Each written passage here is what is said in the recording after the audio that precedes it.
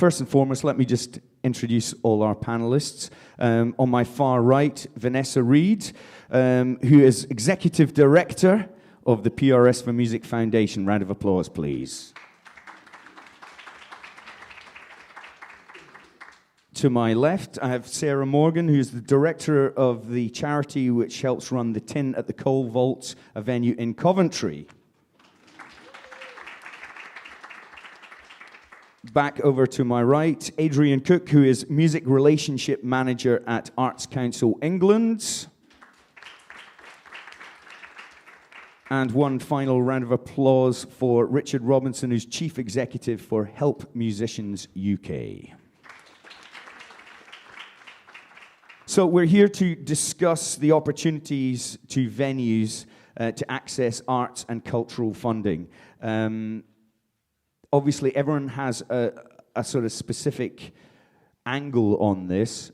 Some people, for example, Richard's Help Musicians UK aren't necessarily specifically involved with venues, but hopefully he's here, as he's just been explaining to us, to listen and find out what is required and how Help Musicians UK can get involved. So I'm going to ask you, Richard, if you'd like to start with a short presentation. Tell us what Help Musicians UK does, what the organisation does, and what your role in that is.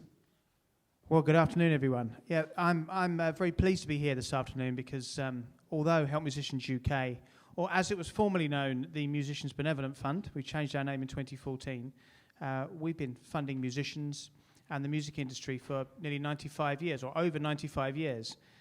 But recently we've made the decision to stick our toe in the water in terms of supporting the broader music industry for the first time.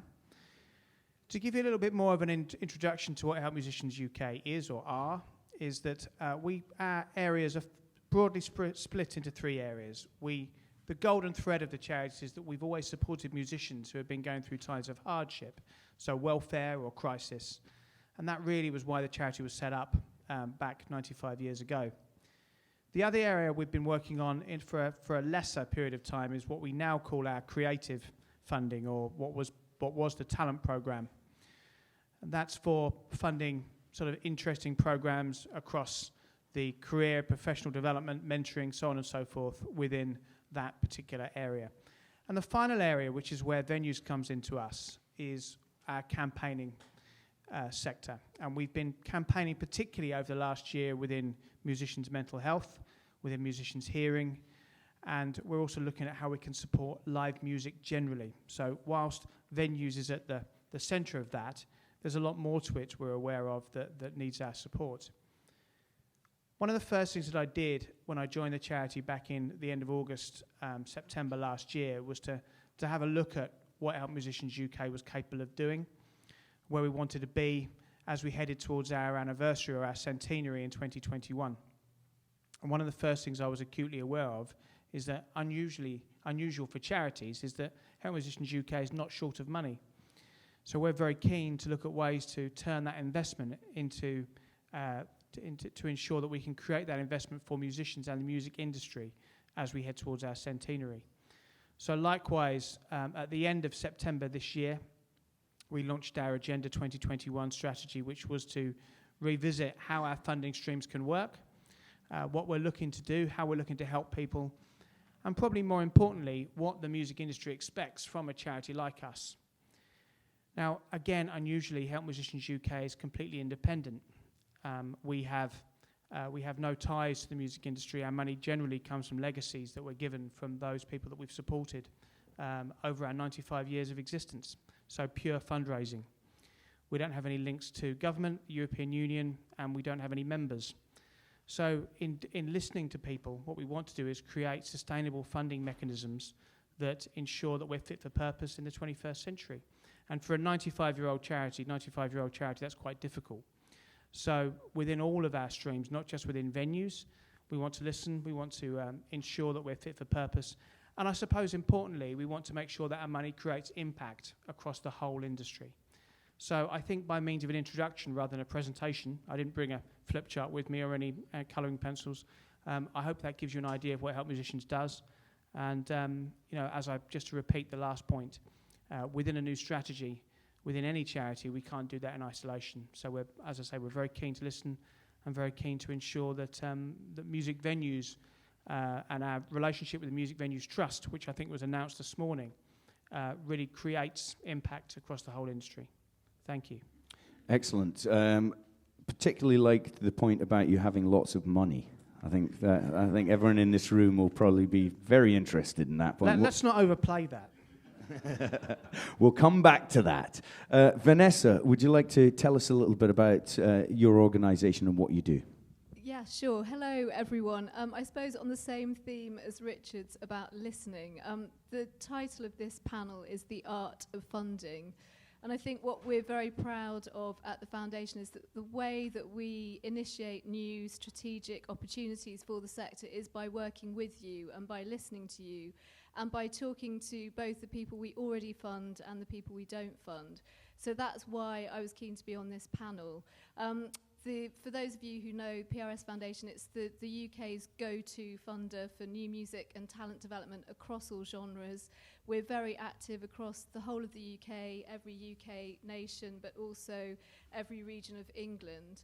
And what you may not know amongst all of the members of Music Venues Trust is that whilst we've been very pleased with the profile that we've gained through our talent development schemes recently, which demonstrate our passion to support composers and songwriters of all backgrounds at critical stages in their careers, we also invest heavily in the infrastructure for music. So we really believe in the interdependence between enabling talent to flourish on the one hand, but also ensuring that we're supporting independent promoters, venues, festivals, and other organisations who are taking new music to all kinds of audiences across the UK.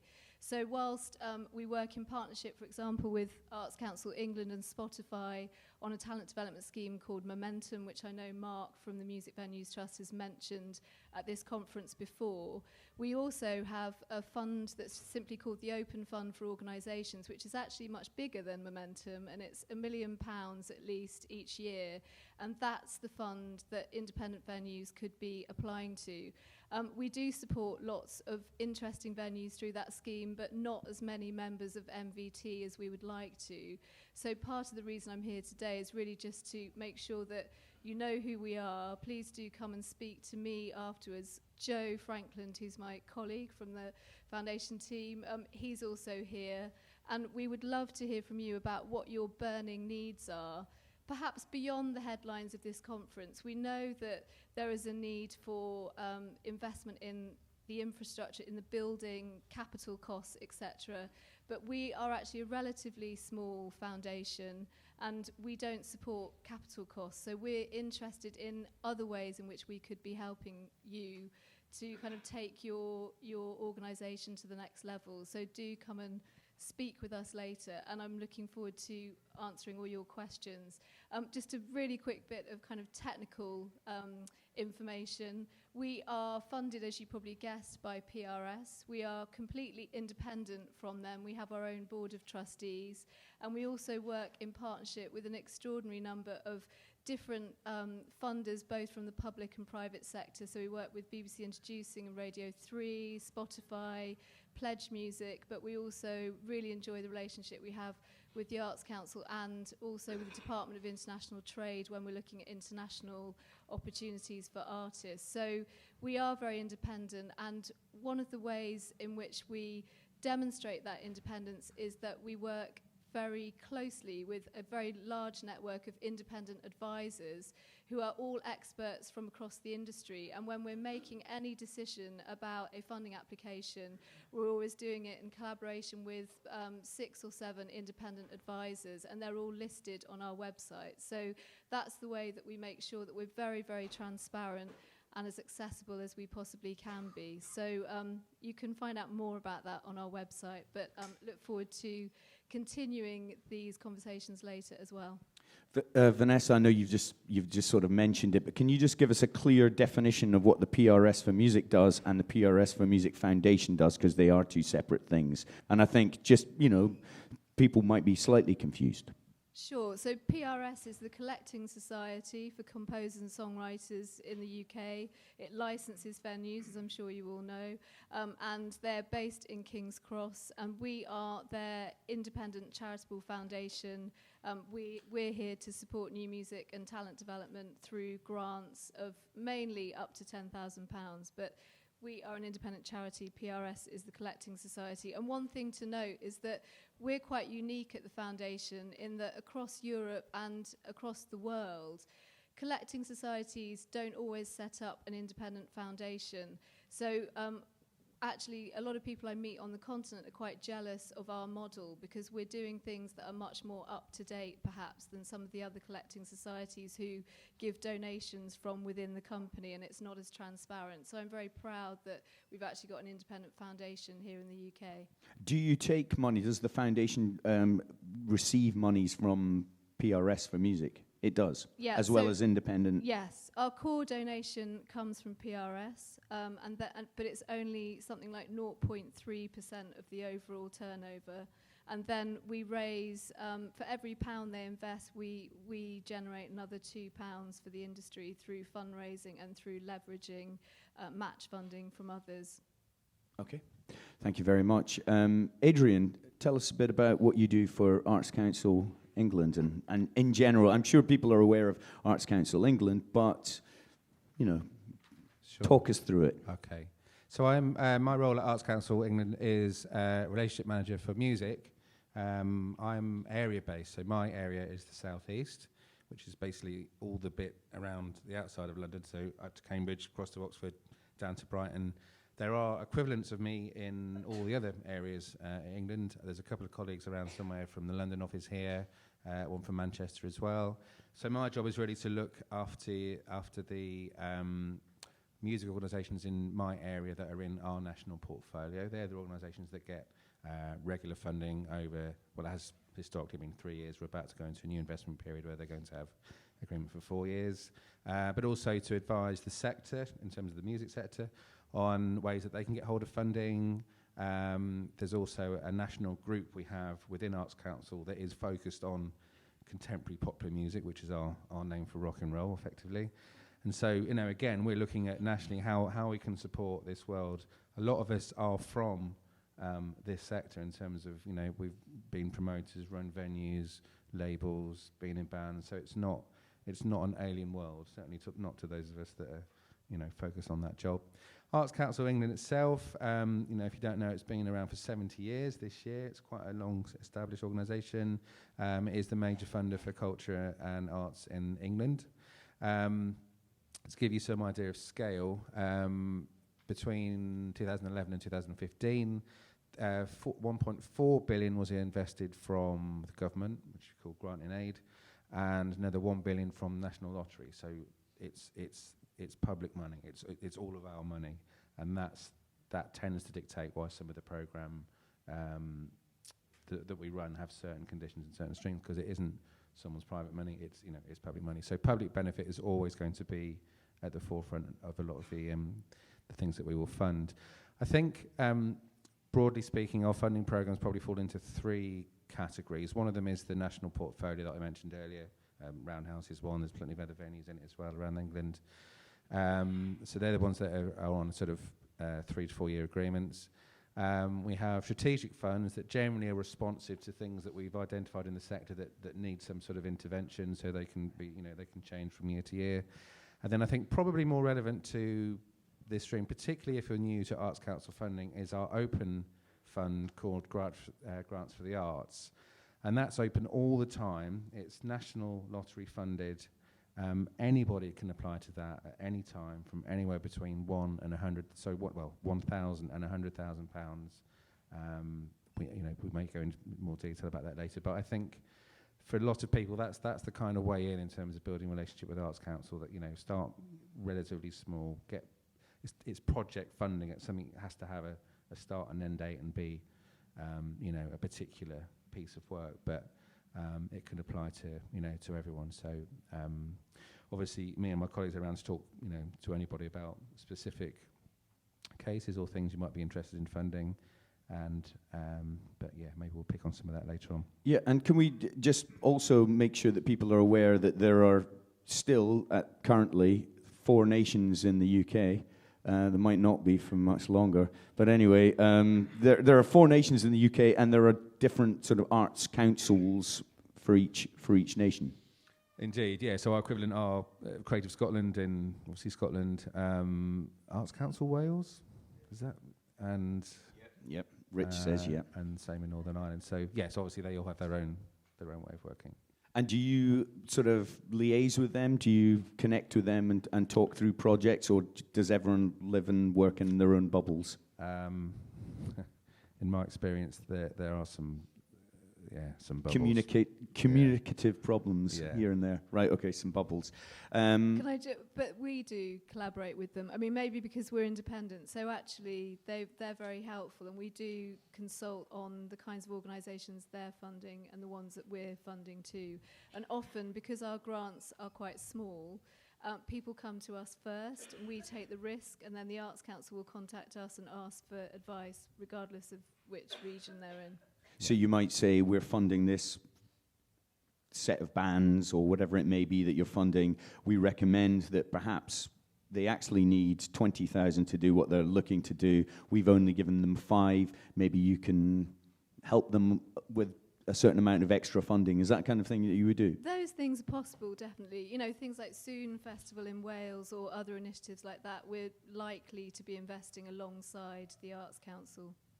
Okay. I think also it's probably the case that it'll often take that kind of UK-wide organisation to bring Arts Council and Creative Scotland and others together, rather than something that we will initiate.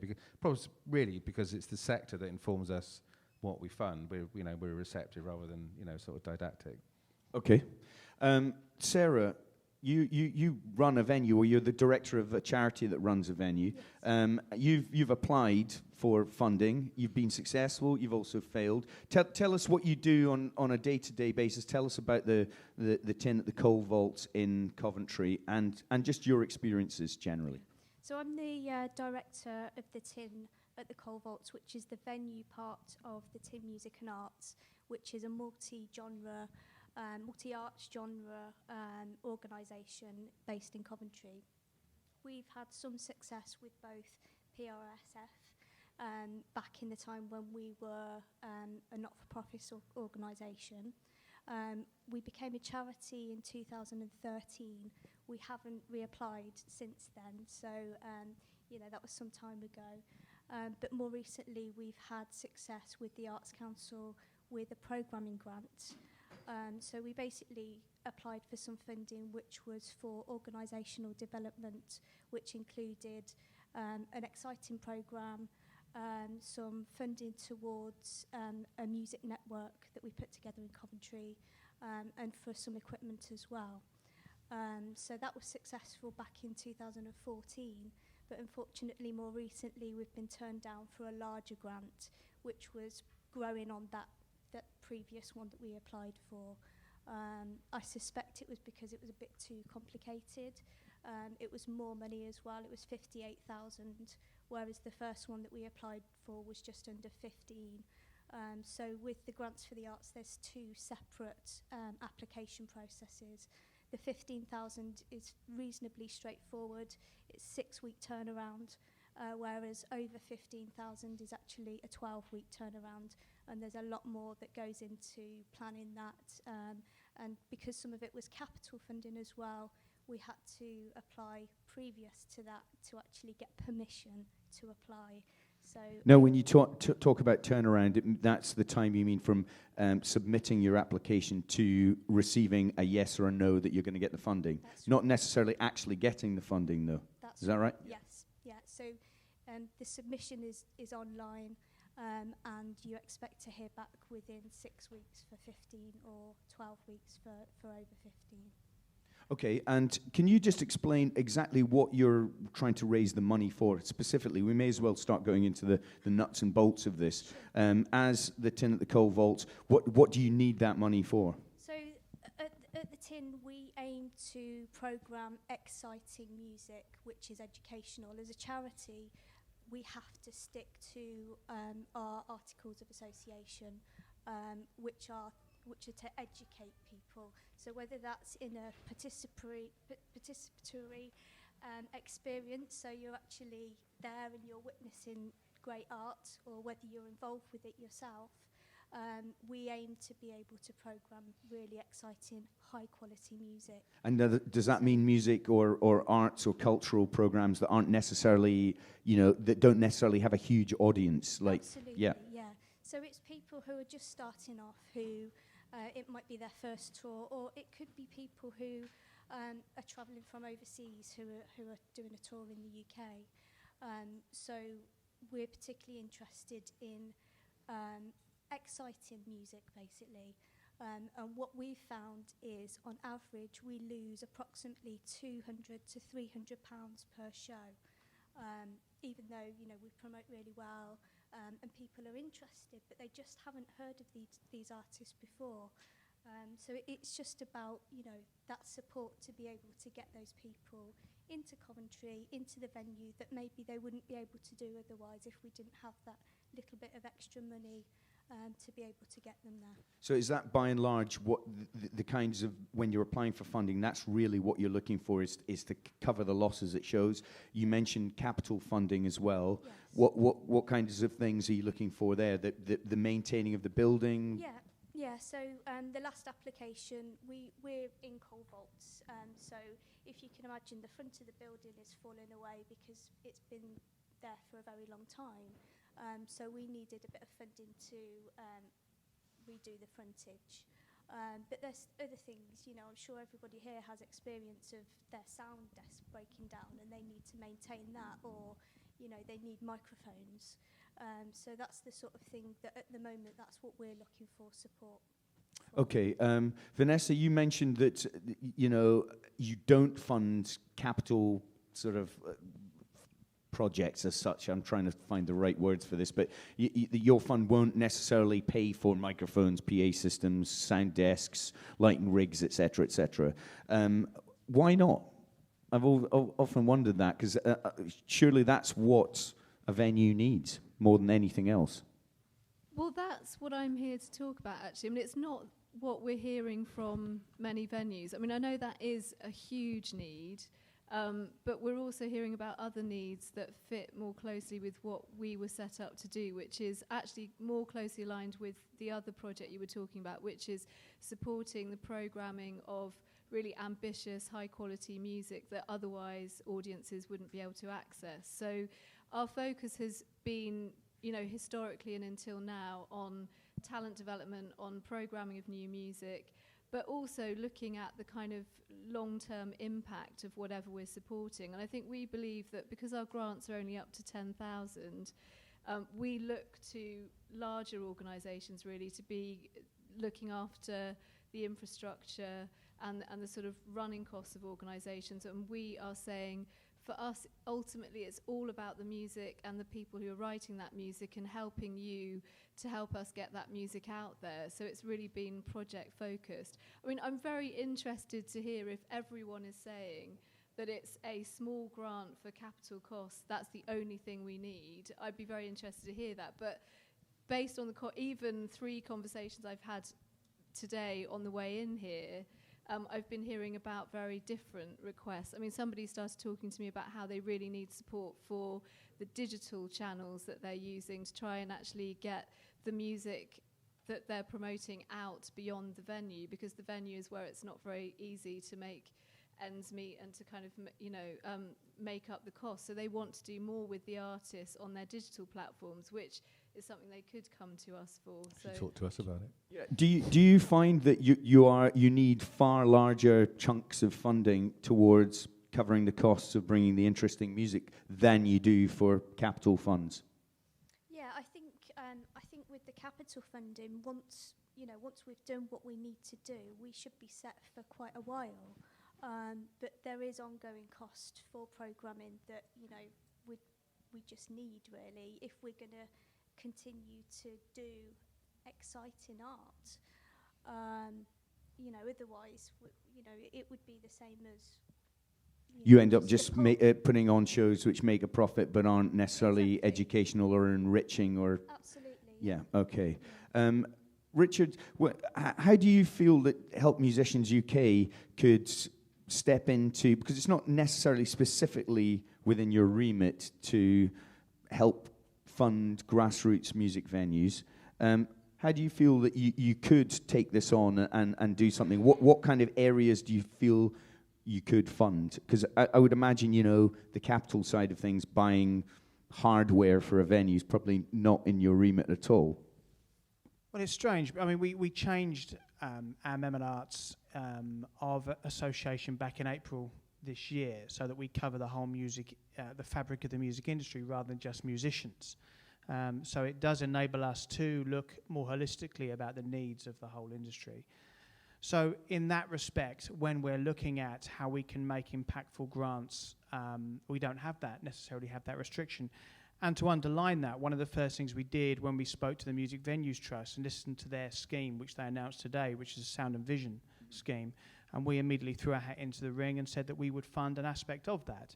Now, I believe that means that there's up to, I believe it's 12 or so venues that Music Venues Trust are looking to update facilities on.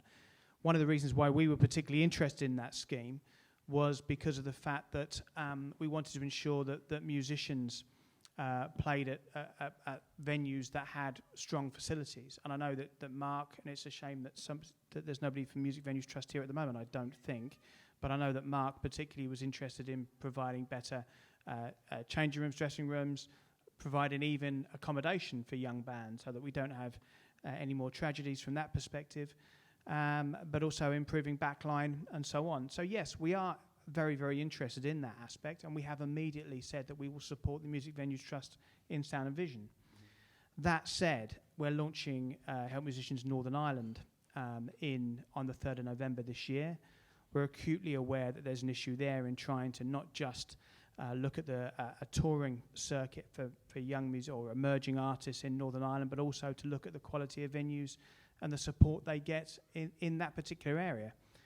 One of the criticisms levelled at Help Musicians into its past was that it was a classical music charity. And to be honest, it was for a long time for a long period of time. So we've had to rebalance. And in looking at Help Musicians Northern Ireland, and we'll do the same in Scotland next year, we're looking to ensure that we can be a truly UK-wide charity. So we will be looking carefully at the Sound and Vision campaign, or the Sound and Vision program that the Music Venues Trust are doing, to see whether we can support a similar model in Northern Ireland and whether it needs to be rolled out further across the UK, because we're aware that that MVT are waiting for Arts Council to make a decision on that particular aspect. All we can do is support the early stages of that program to ensure it's successful. Sure. Well, if anyone's wondering if they haven't already seen it, if inside your delegate guide program thing on, I think it's page 34, there's a sound and vision sort of explanation there. You mentioned the funds, including the open fund. There's an open fund at Creative Scotland as well. These have a fairly quick turnaround, 6 or 12 weeks, sometimes 18 weeks if you're unlucky. But they're rolling funds where musicians can apply to record a new, to develop their work, to record an album, etc., etc. And we're talking specifically about venues and funding grassroots venues. Can they apply to the open fund, and what should they do to sort of increase their likelihood of success? They can apply for anything that they want to do. And what's the sort of minimum and the maximum they can ask for? So the minimum is £1,000. The maximum is 100,000. In that bracket that Sarah was talking about, there's sort of 15,000 to 100,000. The higher up you go, it's a fair chance it's more competitive. Obviously, there's only a finite amount of money, so that the higher the bid, then the stronger it's got to be. Because again, it's a competitive process, so it's in competition with everybody else. In terms of what sort of things they can apply for, the big thing with grants for the arts is that there's two main criteria actually for up to £15,000, which is not an unreasonable amount of money, is public engagement and the quality of the art. So the public engagement bit is often the bit that the contemporary music sector and sometimes venues would fall down on. That can be difficult to make that case for capital. You know, is that capital investment actually going to mean that there's going to be more people that are going to, you know, appreciate that art? If you can make the case for doing that, you know, and that's fine. But in terms of activity as well, it could be a program of events. It could be a small festival. It could be just a season over a few months. It could be a weekly night event. It could be an artist development program. I mean, it's up to the venue to decide what they'd like to do or what part of their activity. Yeah, so you're looking to fund someone with a sense of invention and sort of innovative ideas, but something that connects with the local community and isn't just a ridiculously niche thing. Because I mean, we're listening to Sarah who's looking to fund things which are very niche. Oh no, there's nothing wrong with niche. No, we like niche. The point of Arts Council really, or you know, a major part is to allow artists, curators, promoters to take artistic risks. That's the point. It's not, you know, the commercial world does all that other stuff, but you know, we don't worry about that. But it is public money, so there has to be some sort of public benefit that's tangible. And also another addition, strictly speaking, of the national lottery funding is that it has to fund activity that wouldn't otherwise have taken place. You can frame that in different ways. So yes, there has to be some sort of innovation, absolutely, but absolutely nothing wrong with niche. More niche, the better. That's good to hear, because almost everyone involved in any part of the arts is probably doing something fairly niche, and certainly people who are applying for funding. Let's go through some do's and don'ts. In fact, let's go into the do's and don'ts of what you should and shouldn't do when you're applying for any kind of funding, whether it be for new equipment for your venue, whether it be for funding the kind of losses that are happening because you're bringing inventive, exciting stuff. As someone who's been a sort of an adjudicator and has had at one point one fund that I was sort of judging with a whole panel of maybe 12 different judges. I think we had 148 applications that we had to go through, and they were all as thick as that book, from, you know, the way they went through their budgets through to the proposal of what they were offering, which, you know, and you could almost, once you got the hang of it, once I'd got to maybe sort of application number 5, 6, 7, 8, 9, 10, you realize which ones are going on this is a maybe, this is a definite, and this is an absolute no. How would you sort of, as a general rule, sort of judge applications in that way? Because I can certainly say my piece, but I'd be interested to hear what you... Well, I mean, you know, I've only been at Arts Council for, you know, it'll be a year at the end of this month. Before that time, I spent most of my time trying to get money out of the Arts Council. Yeah. So I know... Were you successful? Yeah, yes and no. So, you know, yes in many ways, but not always. That's how it works. So the best thing to do is to, you know, if you can, build a relationship with somebody at Arts Council. If you can, first point of call, if you've got nothing else, is to ring our inquiries team, or certainly, well, probably first thing, look on our website, because it does pretty much set out, you know, all of the funding programs, all of the criteria that are part of that. There's some lovely little videos on there and all that kind of stuff. artscouncil.org.uk. Our inquiries team in Manchester are brilliant at handling, you know, all sort of inquiries. They basically know pretty much everything that's going on, and they can then go direct you to, you know, to somebody else if you've got, you know, a particular inquiry that needs help, you know, or you need to be introduced to someone in your own area. But you know, basically just get as much advice as you can and as much information as you can. Is it worth talking to someone? I would certainly say this: try and speak to someone who's been funded in the past, even if it's for a different kind of fund, for a different kind of project. Just find out, because I find, certainly with Creative Scotland and before that Scottish Arts Council, the jargon on the applications form can be confusing. It can sort of throw you into a bit of a spin. It's actually, the questions that they tend to be asking you are fairly straightforward, but the way that it's versed and sort of put on the application form terrifies people. I certainly had that experience when I first started applying for things, but I think it's a language you sort of learn, but I think, should I really have to learn that language? Now, in terms of contemporary pop, there's actually on the website, in fact you could just Google grants for the arts contemporary pop music, and actually there is an advice sheet that's squarely aimed at this sector, so that it just gets rid of some of that jargon, just kind of explain what that actually means in terms of us. The reason, of course, those forms are difficult is because they're designed to be catch-all forms for every possible arts activity that could happen. So, but there is, as I say, there is a specific advice sheet for contemporary pop music. So have a look for that, because that's really good and that's really helpful. Vanessa, can I just challenge you a bit, Vic? Because yeah. I'm kind of feeling a bit concerned by this kind of painting a picture of the dark art of funding, and it really, really isn't like that with every funder. So, I mean, our funding process is incredibly straightforward. It's 2 stages. The first stage really doesn't take very long to fill in at all. It's all online. It's not quite, as you were describing, here's the pile of the maybes, the no's and the yeses at all. And it starts with a music clip that you've got to submit, which gives an example of the kind of music that you're intending to program. So with us, because we're all so passionate about that side of things and about the impact it's having on the artists that are involved and the audiences you're reaching, it's a very kind of straightforward 1, 2, 3 kind of setup. And I think one of my do's and don'ts tips would be, don't assume that funding's going to be a nightmare, because I think one of the reasons that we're potentially not reaching a lot of the MVT members is because you think that every funding form might be as complicated as perhaps one of the larger funders' forms, and it's just not like that. So I would say give it a go.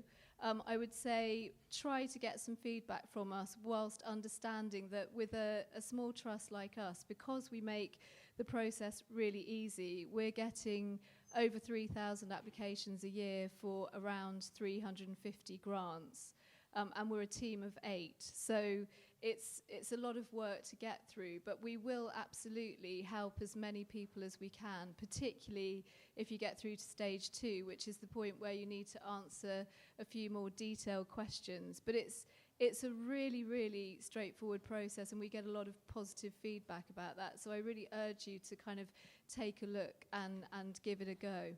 Well, that sounds awesome. That's exactly the kind of thing we want to hear on I a would panel agree like with this. that as well, because I have in the past been successful with PRSF applications, and it is. And Well, that's brilliant. As I say, my only experience of these kind of applications has been through Creative Scotland, the Scottish Arts Council, and it was like speaking a different language. And I've actually had personal conversations with people at Creative Scotland saying one of the main problems that you have and that Scotland has is that these applications are gobbledygook, or they come across to people who are, just straightforward people working in the arts, as this is a kind of labyrinth of weirdness that we have to sort of walk through in order to basically say, I do this, can you give me some money, please? But I'm delighted if that's the case, in which case, what kind of funds are realistically available to grassroots venues? Do you want me just quickly coming in on that? Yeah, because, of course, Vanessa made a fantastic point.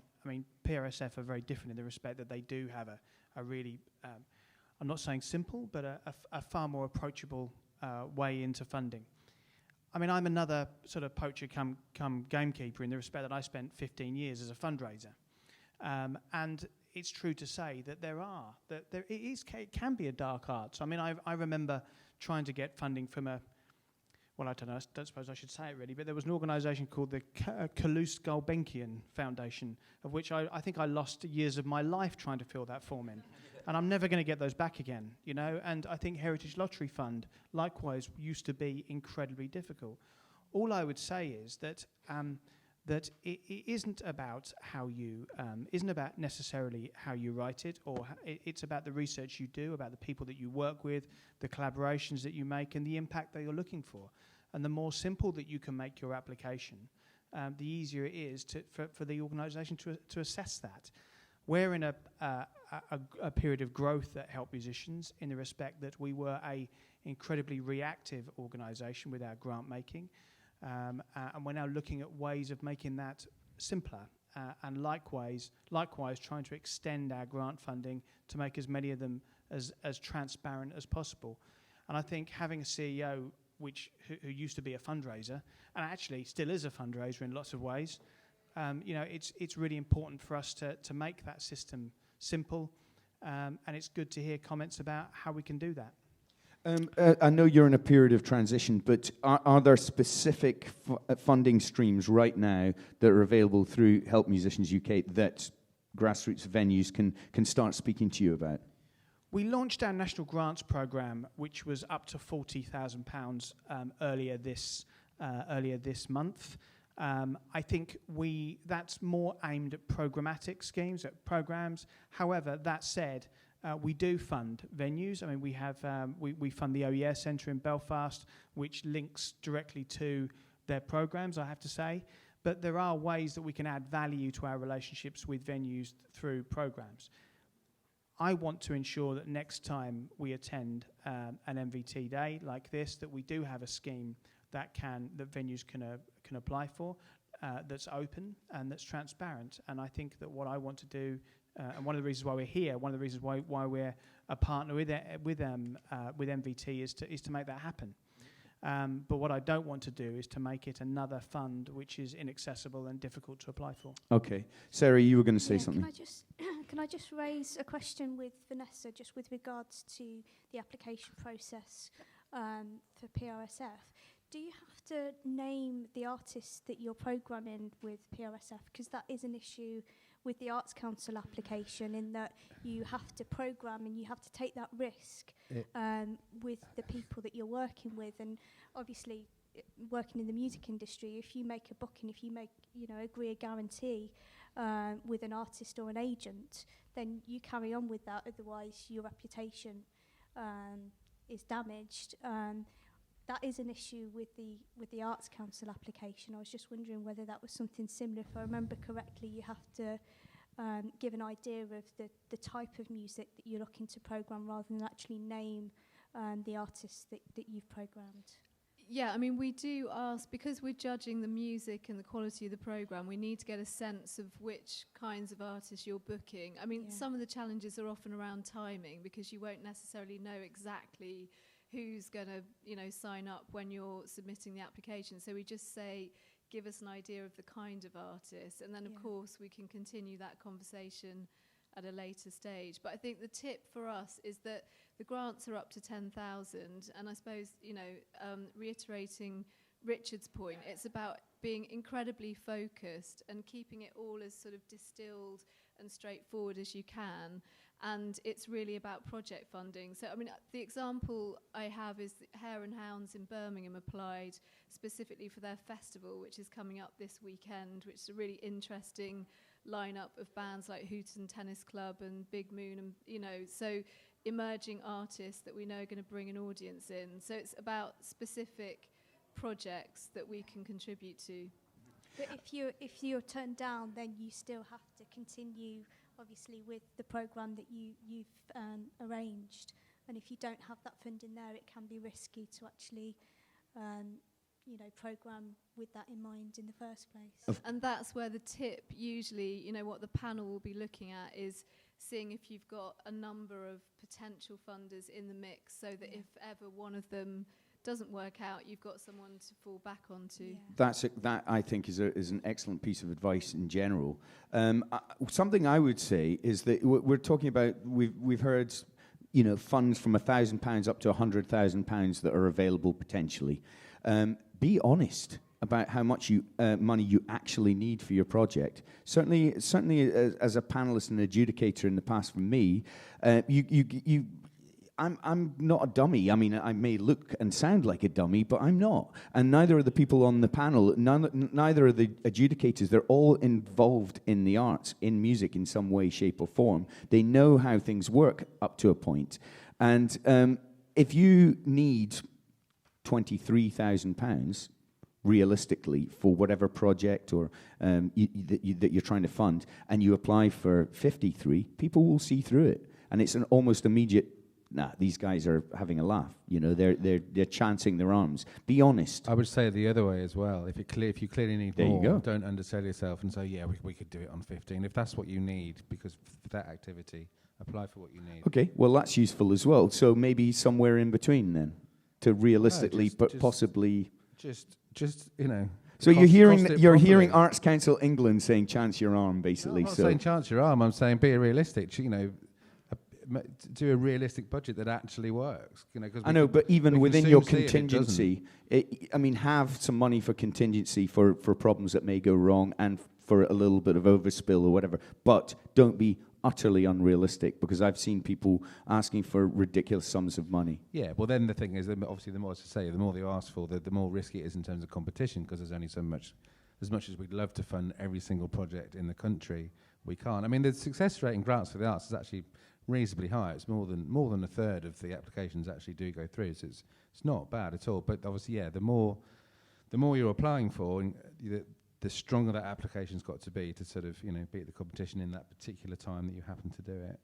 Okay, well, I think we're slowly running out of time, and I want to come to questions from you guys. But I know this is a fairly general sort of topic to talk about, but what would you fund if you had a section of applications?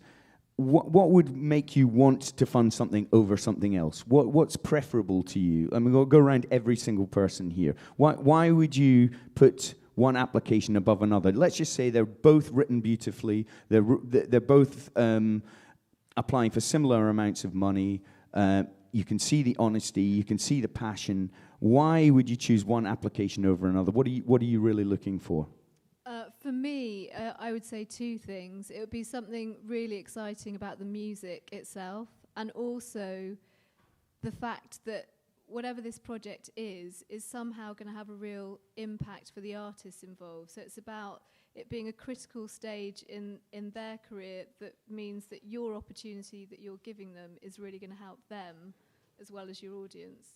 And can I say one other thing, which is a bit more broad, which is I had a conversation with some small independent promoters a few weeks ago, and the way they described their projects to me, it was all about covering a shortfall and keeping afloat. And I was saying to them, if you talk to a funding panel in that way, they'll just get the impression that you're about to kind of go under and it's all a bit desperate and you're only really applying for this because you've got a hole in your budget. And I think what we want to understand is more, it's the positive spin on that, which is if you give us this funding, we would be able then to put on this incredible program of music or this incredible artist, which we know is going to connect and it's going to bring in audiences. So it's kind of flipping around what that kind of horrible reality sometimes feels like, and actually saying with this funding we can do something amazing.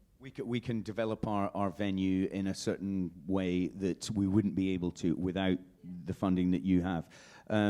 Adrian, anything that you specifically look for that will put one application to the top of the pile? I suppose it's not one thing. It's lots of things. It's a good idea. It's and when you say a good idea, an innovative, ingenious idea. Not necessarily reinventing the wheel, but just inventing the wheel. Yeah, just reinvent the wheel. Just do that. We could find that. No. It's a strong case. If a strong case for doing that, and also the public benefit is always going to come into it, particularly with lottery funding as well. And I suppose the other thing is that there's confidence in the way you write it or who else is involved. It's going to happen. Yeah. And do you believe in that sort of positive spin angle as well? I mean, that certainly rings true with me, I think, as well. The sort of, if it reeks of desperation, then it's kind of, oh God, it's yes, we'll fund them, we'll keep them afloat, but this time next year they're going down, and that's not necessarily is that the sort of organisation we want to be funding? Yeah, we're not in the business of funding failing organisations, or at least not filling gaps, either where funding's being withdrawn or suddenly business isn't so good. It has to be something progressive, and forward-looking. Okay. Richard, when you're looking at applications, anything really? Well, I think, as I said, we're in a bit of a period of transformation, but one thing I would say is that I like to see what the next step is, what the progression is. I mean, sustainability is really important, as my colleagues here have already mentioned. We want to ensure that we support musicians and organisations that are viable, that are sustainable, and we need to know that our funding is creating impact on a variety of levels. But progression, I'm always interested in what this will enable them to do next, or what their next plans are, because, you know, I think one of the things that Help Musicians is trying to be is an ambitious charity, and anything that chimes with that, we're not just talking about risk taking here, anything that chimes with that around progression, around working collaboratively. We like the notion of working cross genre. We like the notion of seeing how careers take off, but I think what underpins all of that, even though I've said the word ambition, is an element of realism about it. There is so much. There are so many funding programs out there across the whole creative arts sector. People are chasing a short pool of money, a small pool of money. So I think, you know, if we can remember those tenets around sustainability, around realism, but looking at what progression looks like, I think then you've got something that's going to be appealing. Yeah, well, I was speaking to someone from Creative Scotland yesterday, just as it happens, not specifically about music venues, grassroots music venues, but just in general about funding. And they were just saying that the pot of money is getting smaller and smaller. So that, you know, one thing we haven't talked about is the dreaded B word, Brexit. And how that's going to affect things as well, because I have a statistic, I'm not quite sure if this is, you'll be able to correct me on this, I would imagine.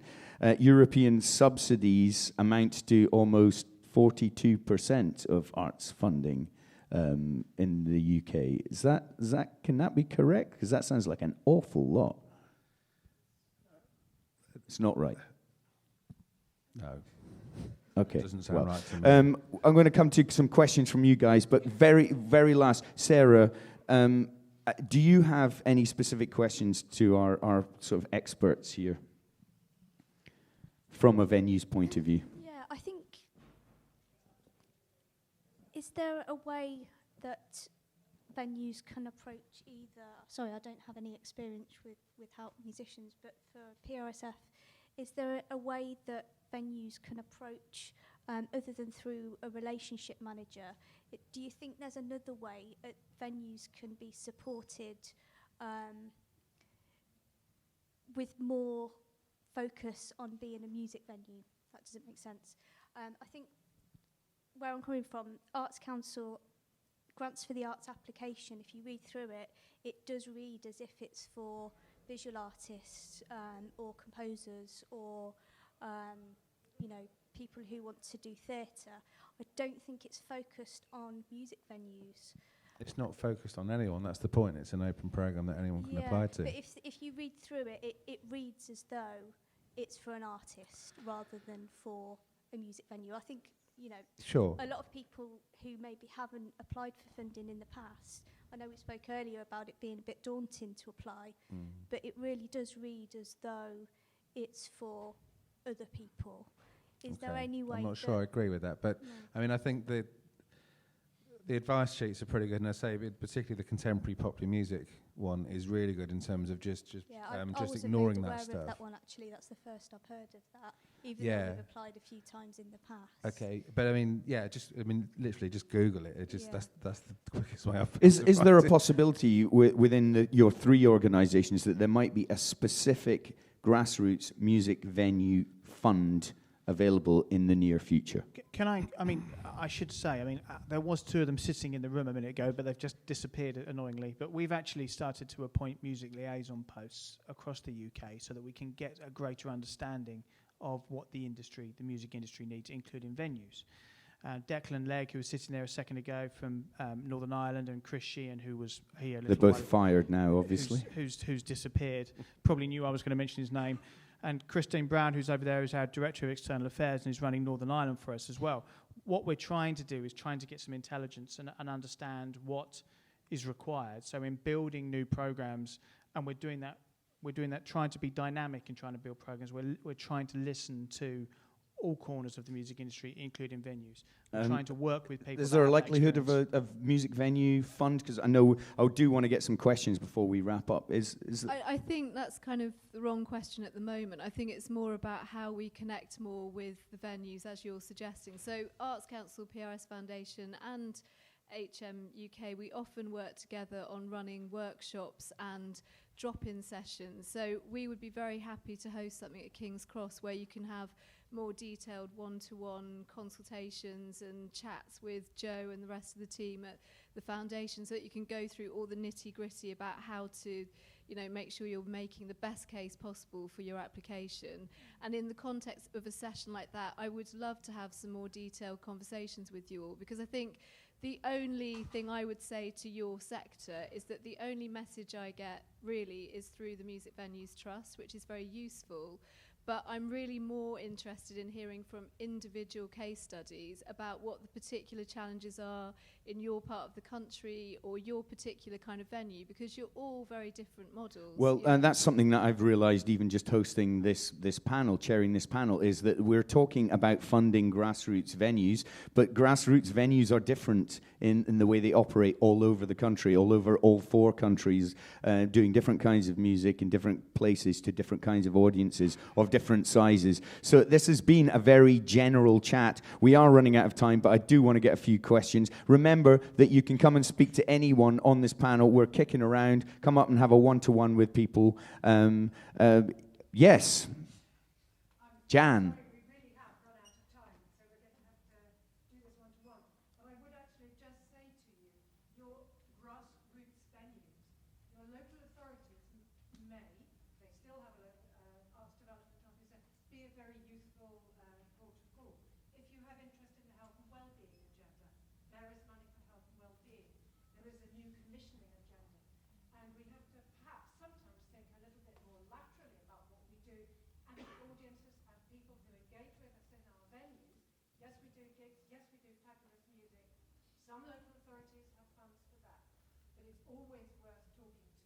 Absolutely, and this is something Adrian and I were talking about just outside while having a fag earlier on, was that Don't smoke. What are you talking about? Highlands and Islands Enterprise, I've given his secret away. Highlands and Islands Enterprise, for example, in the very north of Scotland, have loads of cash. And they fund loads of amazing things, festivals, conferences, you know, live venues, all sorts of different things. And now you wouldn't necessarily think that's where to go. You go directly to Creative Scotland. You go to the centre in Edinburgh or in Glasgow, but actually your local area.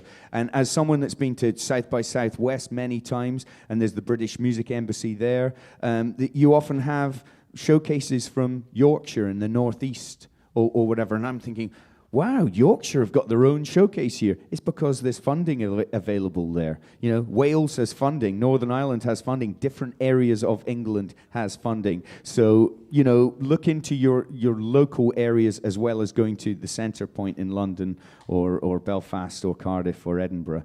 I'm really sorry we ran out of questions. Oh, can we get two questions? Go on. Okay, really quick. Let's go. Okay. There's one. There's Paul behind you as well. Chris is about. If you. Just very quickly, because you're used to having people coming to you, is there anything you can do in terms of looking out? There's a lot of artists that go slip through the pavement, and who I'm going to see, they won't come to you. So is there stuff that at your end where you go out and look for artists? We do. Yeah. We do as well. Yeah. Well, That's exactly the agenda that we're trying to push. I just mentioned that we've just employed 2 people. We're going to do more to get people out there to talk to venues, to talk to artists. That's exactly what we're trying to do. I mean, unfortunately, as Laura said this morning, we're more thin on the ground in terms of actual bodies. But yeah, I'll go to as many things like this or festivals, Great Escape. Just literally, get the word out. Come and talk to us. We want. It's not a secret. We want everyone to know those things exist. Come and talk to us. There tend to be development officers who go out and look, and there might be a jazz specialist or a classical specialist or a rock and pop specialist or whatever, but they are out there. Sometimes you need to make yourself known to them as well. It is a combination of the two. One last one here, and then we'll have to do it one-to-one, I'm afraid.